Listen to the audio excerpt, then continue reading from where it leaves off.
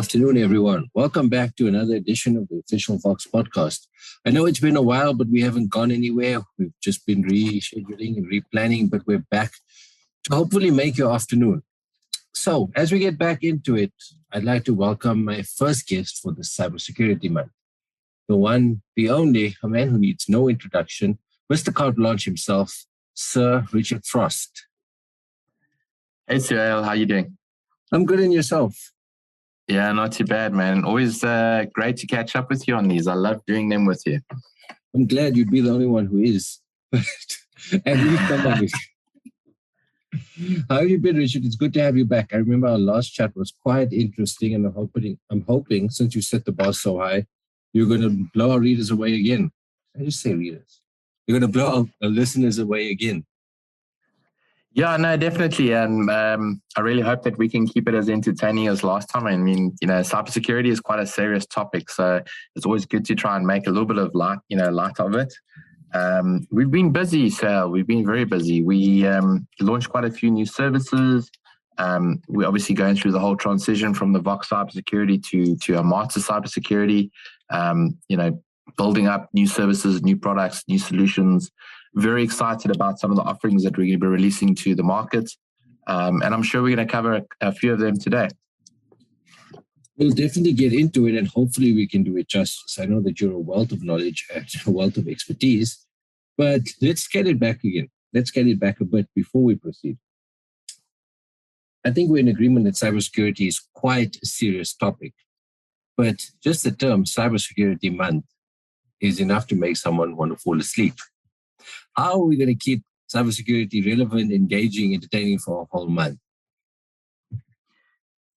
That is the challenge, isn't it? I think Cybersecurity Awareness Month was kind of created more as a way of making people aware that there is, this issue around cybersecurity, that there are these threats and perpetrators out there, and it is a big, scary world. I think from what we're trying to achieve is educating people about those risks, how to avoid them, become like your first line of defense. But we need to do it in an entertaining way that, you don't kind of get bored and switched off by it. There's nothing worse than doing some kind of a training session and being bored to tears. You won't absorb anything. So it's trying to keep it light, trying to keep it relevant, trying to keep it entertaining. And I think, one interesting thing about cybersecurity, when we talk about user awareness, it's an eye opener. I think a lot of people don't actually realize how bad it is. So maybe it's a bit of a scare as well, but we'll try and make it entertaining even while we're scaring you. I think personally, from my experience, having heard of cybersecurity and then worked on it and seen the way my perception changed, I think it's generally a misconception that cybersecurity is not as interesting a topic as possible. I think firstly, there's a misconception that it's not relevant.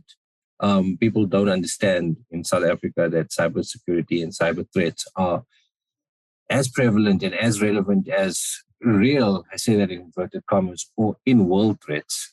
And more importantly, people don't realize just how intricate it is and the vast array of methods that cyber hackers can actually access you. Secondly to that, I think that a misconception is that people think that it's limited to businesses or big corporates or government. And as a result, they tend to underestimate in your personal capacity how much of a threat it actually is. What are your thoughts? Yeah, I 100% agree with that statement, Sahel. I mean, if you look at probably not so much this year or the year before, but prior to that, South Africa was the third most attacked country in the world. And I think we're probably sitting around fifth now. Okay. And the main reason for the change is more political. What's happening with Russia and the Ukraine. There's probably more cyber attacks happening on those countries because of the war. But we are in the top 5 most hacked countries in the world, which is quite concerning considering how small we are relative to some of the larger companies like, America, like Russia, like China, like India, all those places. What is quite interesting as well, I mean, you spoke about the fact that it's not just businesses that are being targeted, it's people as well, the individual consumer at home. And I'll give you an example of that. My mother always goes on about the fact she can never understand why when she downloads a knitting pattern, some of them could be, carrying a virus. I'm sure you guys have all seen that example. Very, very good video I saw with Scott Poseidon recently. I think it was the EastSet advert, and the lady's like, a Nigerian prince wants to give me $2 million. Should I click the link? And he's like, no, those kinds of things are real. The other thing that's been going on around, everybody's heard about Papier, right? And everybody's jumped on from a cybersecurity perspective, or maybe from the threat actors perspective, where they're saying, we're going to send out an email to people saying you need to update your agreement with, First National Bank or Standard Bank, whoever it is, in conformance with Papier. And you get this email from FNB, you click on the link, you go accept the new terms and agreements related to Papier. Effectively, all you've done is you've logged into a fake website with fake credentials, and they now have your real credentials to go and actually hack your site, okay, or your internet banking account, which is quite scary in its own. And these are the kinds of threats that are actually out there. Emails that come through with a link off to a hacker's website that looks legitimate, but it isn't. That's the one aspect that's quite bad. But then also just sending things like, and I'll give an example of a threat that's out there at the moment from an ISP perspective. You get this email saying, congratulations, Vox customer, you have won an iPhone, all right? And what happens is you go through this whole mail trail, you get the iPhone, but you have to pay for the courier service with a credit card so they can get the phone to you. So like 250 Rand, which is cheap for a iPhone 11. But now they've got your credit card information, and suddenly you start seeing money disappearing off your credit card. Okay. You also have to subscribe to one of those services where it charges you like 2.50 Rand an SMS or something. And that's just to activate like the gaming platform for your iPhone. So now they've got your cell phone account for billing purposes as well. And they end up charging you a fortune. So you think you signed up to a 2.50 Rand a month subscription. Meanwhile, they're busy taking the 1,000 Rand off of your cell phone account. And those are the types of threats that are out there. That's definitely for the consumer. It's actually crazy. Like I was looking at a statistic that said that since COVID-19, cybercrime is up by 600%. And building on this, I did a bit of research prior to this interview. There's a website, I'm sure you know about it, but maybe some of our listeners don't. It's called haveibeenpwned.com. What basically involves is you put your email address in, and they do a scan and they see if your email address or information has ever been leaked or hacked or compromised. I put mine in casually just out of curiosity, and it turns out my information's been leaked 4 times. 2018, 2019, 2020. But the worrying thing is that it's not from websites that I use actively. I mean, Canva, which is a graphic design website, which I maybe used in 2008, stored my information and got hacked in 2019. MyFitnessPal, which I must have used when I was in college many moons ago. Same story. It's really worrying, and consumers don't realize that they don't even necessarily have to be at fault or responsible for the information being hacked, and that cyber criminals hacking other entities can by default compromise their personal information. I got the shock of my life when I saw it. And I think that a lot of people don't realize just how vulnerable we as consumers or individuals actually are. Yeah, so I mean, I've got a nice little stat. If you have a look at companies who've been breached over the last little while, and Facebook, I think, has been breached probably like once or twice a year. And they've stolen, like you can see, it goes from like 60 million account details going up to 100 million. I think the last statistic I saw was about 500 million account details stolen. Okay. And I think when you sign up with an online platform and you create an account, most people use some form of Gmail address or something, some personal email address. Okay. And that Gmail address, you use it every single one of these accounts. So your same Gmail account is used for Facebook, for LinkedIn, for Instagram, Twitter, all those things, right? Then you go and use that same Gmail account for your banking. You use the same for your graphics design, all right?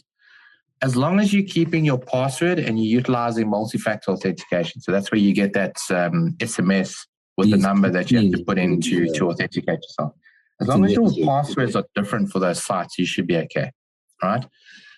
When you're doing internet banking, your password on internet banking needs to be completely different to the password for Facebook. Yes. Okay. The information that you have in Facebook and LinkedIn, it might be your email address, it might be your password for that site. It might have a phone number if you load your phone number into one of those sites. Mm-hmm. If you put in your physical address, they might get access to that information. It's also a good idea not only keeping your passwords different for those different sites, especially banking. Your banking one should always be unique, okay? But because of that, people can't always remember the numbers or the password, should I say. So if you've got a password of, let's say, I like to walk my dog for internet banking, and you've changed the encryption. So, the I like would be something like capital I, lowercase L, 1K3. Okay, so you start doing those encryptions. But then maybe your password for Facebook is red balloons must pop or something like that. Just a random statement. Okay. You can't remember all of those for each different site. So it's good to start looking at things like password managers. The cool thing about a password manager is you have one unique password that gives you access to the manager, and it can then go and create an encrypted password for you for each site, okay? And it will log you into that website. So you don't have to keep remembering those passwords either. So it's one password you have to remember. And if you use a product like Kaspersky, you can install it on your phone as well. So if you're browsing from your computer, you've obviously got the password manager managing access there. And if you're browsing or you're going on to internet banking from your phone, the password manager can control your phone's access to the different browsers as well. And that's probably a good way to assist. And then obviously the multi-factor authentication, where you have the OTP or the challenge code that comes through. Just on that point with multi-factor authentication, the trend that we've picked up lately is people get so many requests for this, especially at work, where your Microsoft 365 account might ask you for an OTP quite regularly. Okay, and people are in a habit of just accepting, the OTP request. Yes. It's a good idea that if you didn't physically log into that account and ask for an OTP to be sent, not to accept. Okay, because it could be a hacker that's got into your account and they're waiting for you to accept the OTP. All right. So just a little bit of a heads up on that one, because that's how people get around multi-factor authentication as well. You get bombarded with requests, eventually just accept, hoping that Microsoft will stop sending it to you. And now the hackers have control of your Microsoft account. What a time to be alive, eh? Yeah, I'll tell you, the guys are getting clever. Hey? They come up with all these. You come up with a way to, thwart the hackers, and they come up with a way of getting around that method that you've installed. It's like Hydra. You chop off one head and two more grow up. Exactly. I mean, something else that was quite funny for me is, you look at, we all know that there's credit card fraud in South Africa, right? Yes. And somebody went and invented the whole credit card machine that they could bring to your table so that you visibly see your machine, you can tap the machine, all that kind of stuff, right? Ironically, South Africa, who invented the device, were one of the last adopters of the device. So the technology was being used globally, and only then did South Africa say, we actually need to use these in our restaurants. Which is quite ironic as well. Richard. Yeah, I don't know. I think people aren't as aware they should be, and hence the reason why the Cyber Awareness Month, was created. Yeah, let's get on to that. So, I mean, a whole month for cybersecurity, in theory, sounds excessive, but when you delve into the complexity and the relevance, and more importantly, the need for it, you could actually argue that it's quite the opposite. So tell us about Cybersecurity Month. What's it about? What's our aims? What's our mission? And what are we hoping to take away, or at least pass on to customers at the end of this month?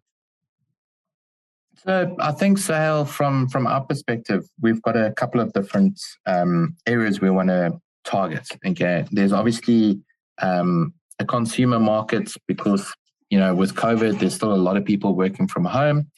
One of the biggest issues, and that's why you're saying crime's gone up 600% since COVID. It's because people are now working from home. They are now no longer protected by company security, so they don't have a firewall that they're sitting behind. They might not have the strongest security on their laptops itself. Okay. And when you're working at home, you're going to see one or two things happening. You're either going to have somebody pick up an infection on your home network that's going to infect your machine, or your child might decide they want to use your laptop at night to go play games, and they unwillingly, download a Trojan while they're downloading a game. Okay. So the biggest thing from an awareness perspective that we're trying to get at is making people aware of the risks of working from home and how they can maybe make their cybersecurity stronger at home without having to incur too much cost.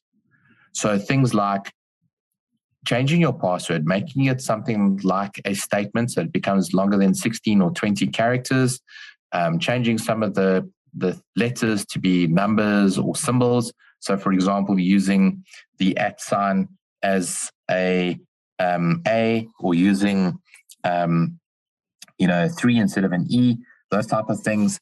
That's kind of one of the ways that awareness works at home. Teaching people that if you do get an email from FNB and it says you need to go and log in and change your T's and C's or accept the T's and C's around Papier, and you see that when you hover your link, your mouse over the link to the website, you can see it's trying to redirect you to say www.fnb1.co.za instead of just fnb.co.za. Okay, that's a clear sign that somebody's trying to direct you to a malicious site. All right. Another thing, as an example for awareness, is websites are normally a www. something. There won't be an HTTP : / and then a digit like 196. something. All right. Those are normally fraudulent sites or malicious sites. So those are the kinds of things we want to try and get across to the consumer. From a business perspective, we also want to do education, user awareness training for businesses, for schools, and for people at home, but also offer them services where we can assess their environment to see how secure it is. So an example of that would be penetration testing. Okay. And a penetration test, I know we always get a good, snigger out of people when we say that. It's basically pretending to be a hacker. All right. So we have what the concept of a white hacker or an ethical hacker. A white hat will sit there and try and see what a black hat, which is the guys that are committing crimes, what they would do to get into your environment. And then we can go and say, right, to stop this from happening, you need to do this. Okay. Some of the things that we pick up from penetration testing is people's systems are not as secure as they think they are. They might have some vulnerabilities. Okay. A vulnerability, as you know, you get your Android or iPhone, you get these little updates every now and then that you have to download. Those updates are to fix certain things that are wrong with your software. Okay. And a vulnerability might be something that allows a hacker to take control of your phone or your laptop. Okay. And we use the word exploit. So the hacker would exploit that vulnerability, and that would then allow them to either get through a firewall or take control of the machine or hijack your credentials for like your 365 account or something. So we can scan your systems for those vulnerabilities. We alert you to the fact that those vulnerabilities exist, and then you can go and patch or do an upgrade of the software to block that vulnerability. And then the last product we're going to be focusing on from a campaign perspective in the Awareness Month is EDR, or Endpoint Detect and Response. And that's basically just a more advanced endpoint protection, or antivirus, as everybody knows it from the 80s and 90s, where we don't just look at the viruses that are coming in, but we start looking at the application behavior. And a prime example of that would be, you know me as a pretty straight-laced person. I tell jokes every now and then. I'm not a big drinker. I don't smoke.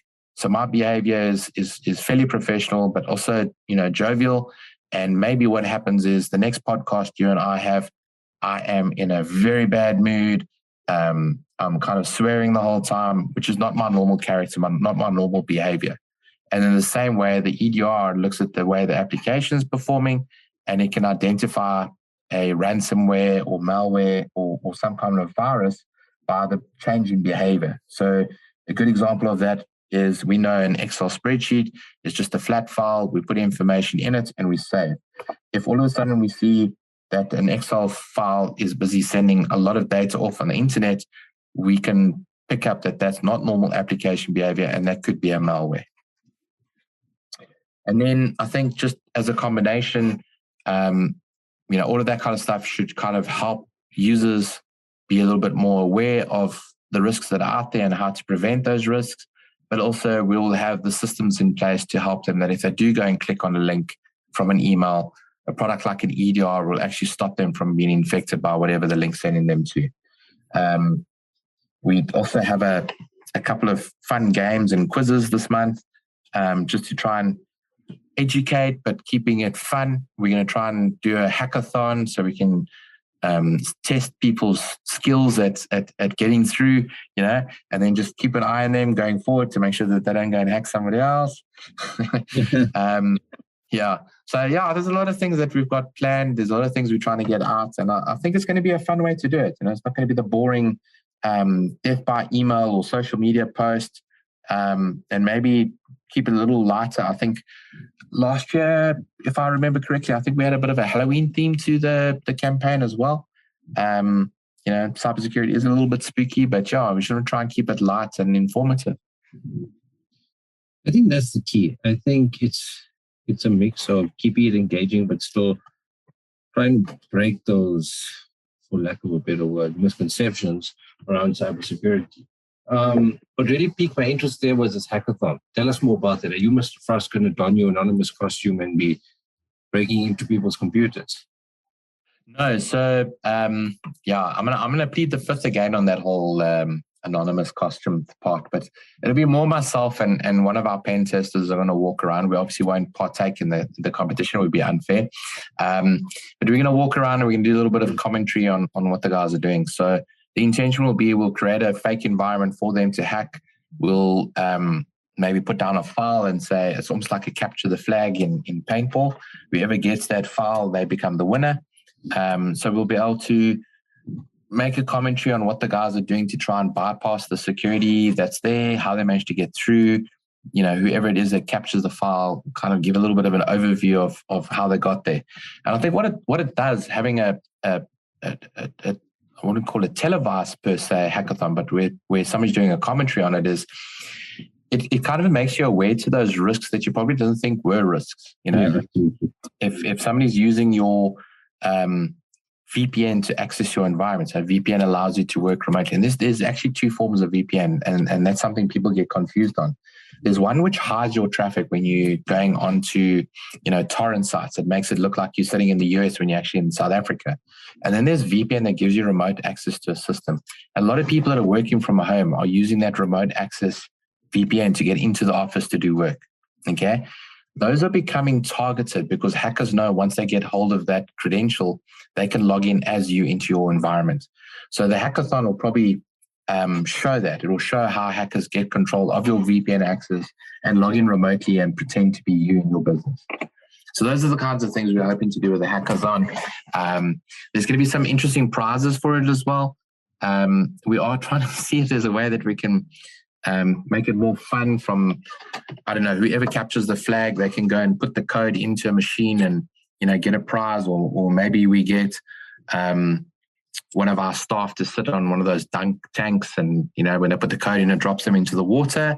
Might still be a bit cold, we'll see. But those are the ideas we're busy bouncing around, and it should be entertaining and educational at the same time. It sounds a blast, but in the interest of making it fair, how would you advise aspirant businesses to sort of gear up or step the game up in anticipation? I think just think logically, think before you click. We always make these jokes about I receive an email, there's a link or there's an attachment, I don't know who it's from, and I just go and open it. I think just be more aware of what's going on. Maybe do a little bit of research about how you can be more aware. I think from a hackathon perspective, the people that are going to enter those are going to be proper pen testers or, certified ethical hackers and stuff. We just need to, advise people where's the best place to find content online. But you can just do search for, cyber awareness, and you'll find a lot of collateral on that. And I think that's a good way to learn yourself. We do also offer products that have training videos that talk you through different ways of becoming more aware. And then we can even do testing at the end of it. So, we've taught you how to identify a phishing mail. Maybe we send you a phishing mail. I mean, we do this all the time within the Vox organization.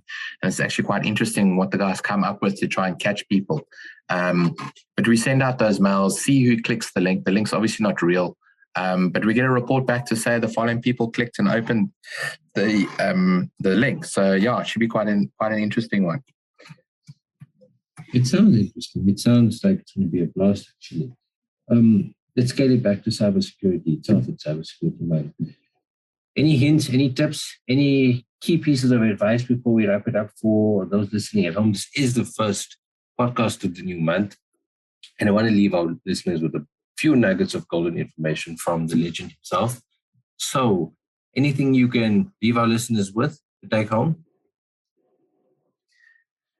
Yeah, so I mean, that's quite a big question, because there's so much that I want to say and not enough time to say it in. So I think, just be more aware. I mean, that's the whole purpose of Cyber Awareness Month. If you get an email, just fact check, make sure that person that's sending you the mail, that's their actual email address. There's impersonation that happens all the time where you think you're getting a mail from Joe Soap, and the mail says it's from Joe Soap, but Joe Soap's mail is joe.soap@gmail. And now you're getting a mail from joe.soap1@gmail. I mean, that's not actually Joe Soap. Have a look and think before you click on those links. Make sure that you check to see what's embedded in that or attached in that email. If you find a USB drive lying in the street, please don't go and plug it in your machine. It probably does have an infection on it. Okay. Be careful where you're going on websites and stuff as well. I think one of the big things for me in cyber awareness that we often overlook is our kids. I'm not saying that you need to police your kids and put, anti-spyware on the machines and stuff, but I also think that we need to monitor our children's behavior. Smaller children, if they're going to play on an iPad, put it in travel mode. Don't let them go on the internet. Okay, download the game onto the iPad and let them play it there. There's many games that you can play offline. You don't have to be online to play them. If your children are slightly older and they're spending a lot of time in their bedrooms, playing games, rather move the computer into a public space where, they might have a corner somewhere where it's quiet and they can play their games, but at least you can keep an eye on what they do. Okay. And your teenagers that are now playing games until 3:00, set some rules, set some boundaries. Okay. Limit the screen time and just make sure that it doesn't take over their lives. A lot of the gaming can become quite addictive. All right. The last thing you want to do is have your child is busy studying for matric, wasting all of his time studying, and is actually playing games. I know everybody remembers the old Fortnite craving with their kids, where kids were playing from like 10 o'clock at night until 3 a.m, and then going to school completely finished and not learning anything. So I think that for me is the biggest nugget, the biggest takeaway, especially with hybrid, with working from home. You need to be your company's security, guys. Do whatever you can just to stay away and just be safe out there. And of course, watch the space, because we've got a busy month coming up. 100%. Yeah, I don't think my family's going to recognize me at the end of it, but we'll see. Hopefully for better, Richard. Hopefully for better. So, as always, it's been a pleasure. And unfortunately, that's all we've got time for today, at least. I'm sure you're going to be hearing a bit more from you as the month progresses. And fortunately, or unfortunately, depending on how you look at it, you're going to be hearing a lot more from me. Richard, as always, it's a pleasure. Thank you for your time. And I know for a fact we'll chat again soon. So looking forward to it. And please don't hack me or access my files. Thank you so much, Sahel. Always a pleasure. Cheers, keep well, and we'll speak soon. Awesome. Have a good one. And to all our listeners, thank you for tuning in once again. You know the drill. Catch us on next week's episode, where we've got another awesome guest and we cover another awesome topic. And we'll chat then. See you soon.